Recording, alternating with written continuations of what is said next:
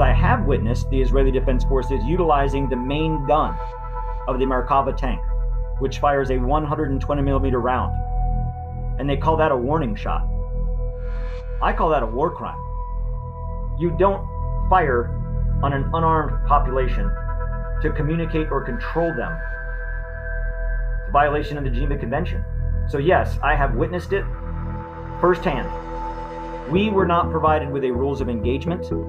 We were not provided with a standard operating procedure. The practice that became was just modeled off of what the Israeli Defense Forces in the area would do. I have seen the coax machine gun on the tank fire at the feet, over the heads, and into the crowds. A machine gun is an area fire weapon.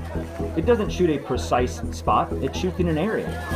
Never in my military career, 25 years of service in multiple combat locations around the world, have I seen anyone use a quote-unquote warning shot from a belt-fed machine gun.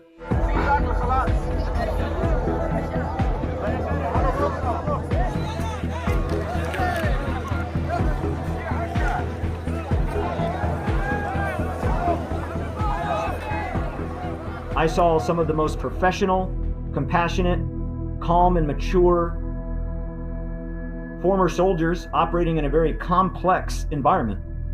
And to the other end, I saw some of the most barbaric, immature behavior that I've ever witnessed. A UG Solutions contractor opening fire with his rifle, his assault rifle. And it's very clear. You can hear a very loud succession of shots. You then hear very clearly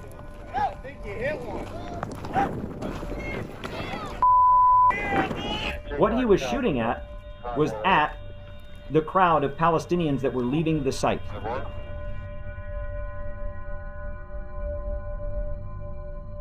We were distributing from site number 2. And this young boy, maybe 7 to 6 years old, my son's age, walked up to myself and another contractor that was standing next to me. He kissed his hand, and then he kissed my hand. And that was meaningful. It touched us.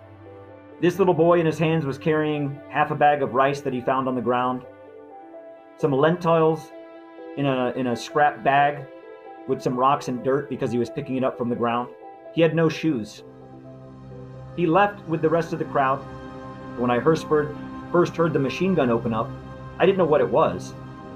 So I ran up to the berm, took cover to look, and I see the bullets flickering off, and I was trying to find out what was going on. Was there an enemy? What was the threat? And there was no threat. It was just the IDF shooting to communicate with the crowd. And Palestinians were left dead on the ground, on the road. And Amir was amongst them.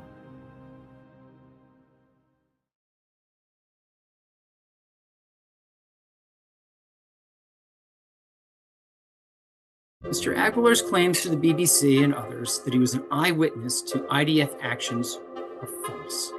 He did not leave the static distribution site during operations, and from there, he would not have had a line of sight to any IDF assets that were behind high berms protecting the sites. When's the last time you were in a combat zone and understood line of sight and what to look at? I did it for 25 years.